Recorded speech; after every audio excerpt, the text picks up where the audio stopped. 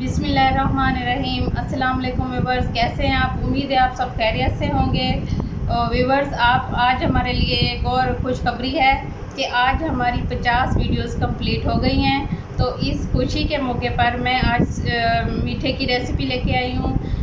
तो व्यूवर्स, हमारी रेसिपी को एंड तक देखें और हमारे चैनल को सपोर्ट करें, लाइक करें, शेयर करें, हमारे चैनल को सब्सक्राइब करें और बेल आइकन के बटन को प्रेस करना हरगिज़ ना भूलें ताकि हमारी हर आने वाली नई वीडियो आप तक सबसे पहले पहुंच सके। आज मैं आपके लिए पेठे कद्दू के हलवे की रेसिपी लेके आई हूँ। तो रेसिपी को एंड तक देखें, इसको फॉलो करें। उम्मीद है आपको मेरी रेसिपी ज़रूर पसंद आएगी। इसके लिए मैंने लिया है 3 किलो का पेठा कद्दू और इसको मैं अब काट लूँगी। इसको इस तरीके से काटना है, बड़ी छुरी लेके उसकी मदद से। थोड़ा हार्ड होता है तो एहतियात से इसको काटें, हाथ पे छुरी न लगे।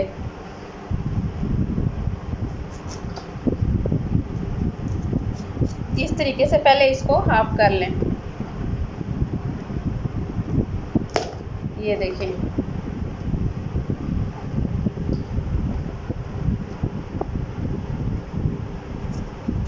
आप इस तरीके से इसके पीसेस कर लें। इस तरह से, इस तरह पीसेस करने के बाद ये इसके बीज आप अलग कर लेंगे।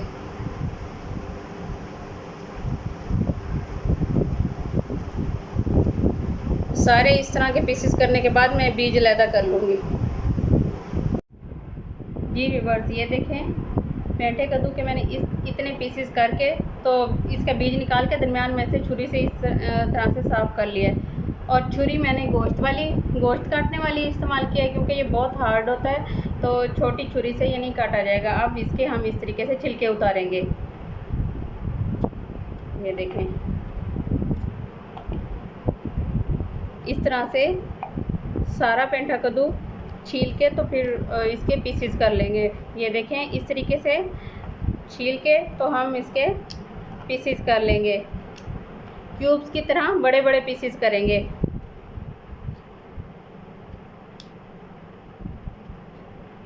इस तरीके से सारे छील लेंगे।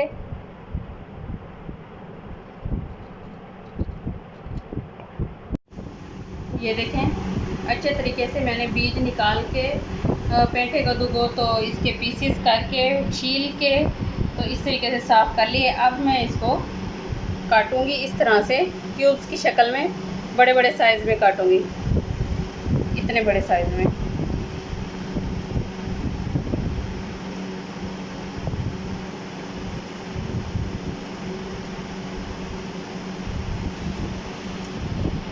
पेठे कद्दू के ये पीसेस मैंने कर लिए हैं क्यूब्स की शक्ल में। ये 3 किलो का पेठा कद्दू लिया है। इसके लिए इसमें डालने के लिए बाकी चीज़ें भी नोट कर लें। आधा किलो इसके लिए चीनी ली है, बादाम लिए हैं जिनको मैंने काट लिया है, और किशमिश थोड़ी सी, उसके अलावा 5 सब्ज़ इलायची के दाने। आप मेवा जात अपनी मर्ज़ी के मुताबिक ले सकती हैं। घी आधा किलो ले लें या फिर इस तरह की 2 प्यालियाँ ले लें घी की। ये देखें बस, पानी हमारा उबल चुका है। ये देखें, अब मैं इसमें ये पेठा कद्दू डाल दूँगी।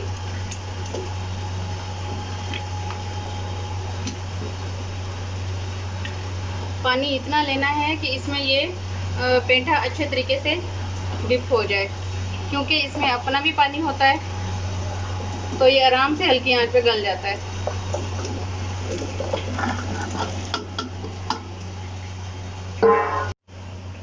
ये देखें, ये इतना पानी मैंने अंदाज़े से लिया है कि इसमें ये पेठा कद्दू डिप हो गया है। बस इतना पानी लेना है और फिर इसको ढक देना है। हल्की आंच पे इसको उबलने देना है। इतना उबालना है कि पेठे के जो क्यूब्स हैं वो बिल्कुल सॉफ्ट हो जाएं।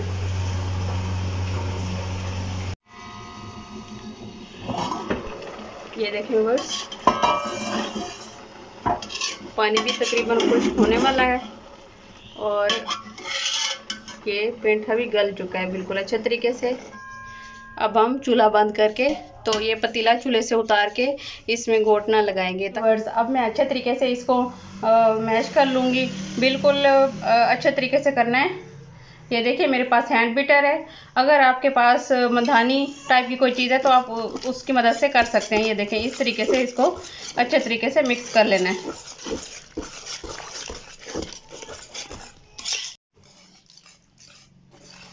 یہ دیکھیں اتنا یہ نرم تھا کہ بالکل اچھے طریقے سے ہو گیا. یہ دیکھیں اس طرح. ویورز اگر میرا تھوڑا سا یہ پینٹا کدو سخت تھا، آپ کا پینٹا کدو نرم ہو اور پانی آپ کو زیادہ لگے تو آپ بے شک اس کا پانی اضافی پانی نکال لیں. جی ویورز سب سے پہلے کڑھائی میں نے گھی ڈالا ہے. گھی گرم ہو چکا ہے. اب میں اس میں سبز الائچی کے دانے ڈالوں گی اور جیسے یہ الائچی کڑکڑائے گی تو پھر میں اس میں پینٹا کدو ڈال دوں گی.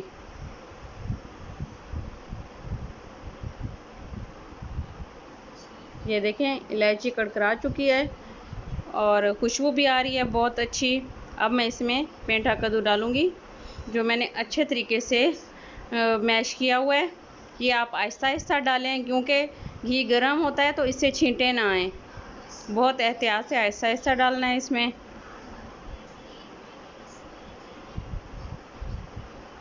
اور اچھے طریقے سے اس کو چمچ سے ہلاتے ہوئے مکس کر لینا ہے کیونکہ اس کا گھی جو ہے اوپر ہے. اس حلوے کو پکانے میں ویورز ذرا زیادہ ٹائم لگتا ہے کیونکہ اس کے پانی کو خشک کر کے اچھے طریقے سے اس کو بھوننا ہوتا ہے اور چمچ بھی ساتھ ساتھ ہلانا ہوتا ہے. یہ دیکھیں میں نے اس میں چینی ڈال لی ہے. تھوڑا سا پانی بھی اس کا خشک ہو چکا ہے. اب اس میں میوے بھی ڈال دوں گی. بادام ڈالیں آدھے آدھے گارنشنگ کے لیے رکھ دیے ہیں اور کشمش میں نے ساری ڈال دی ہے. اب اس کو اچھے طریقے سے مکس کر کے پکاؤں گی میں. پانی کافی حد تک خشک ہو چکا ہے. یہ دیکھیں ویورز حلوے کا کلر بھی چینج ہو گیا ہے. بہت ہی مزے کا یہ بنتا ہے حلوہ. آپ ضرور ٹرائی کیجئے گا. یہ دیکھیں پانی بہت زیادہ حد تک خشک ہو چکا ہے لیکن ابھی اس کو کافی دیر بھی پکانا ہے. پانی خشک ہو جانے کے بعد بھی اس کو بھوننا ہے. یہ دیکھیں کلر جو ہے نا اس کا بہت خوبصورت آ گیا ہے. حلوہ پکنے کی پہچان ہوتی ہے کہ جب یہ جس برتن میں پکا رہے ہوں کڑھائی ہو جو بھی ہو اس کے کنارے چھوڑنے لگ جائے. یہ دیکھیں یہ کڑھائی کے کنارے چھوڑنے شروع کر دیے حلوے نے. اب یہ بالکل ریڈی ہے.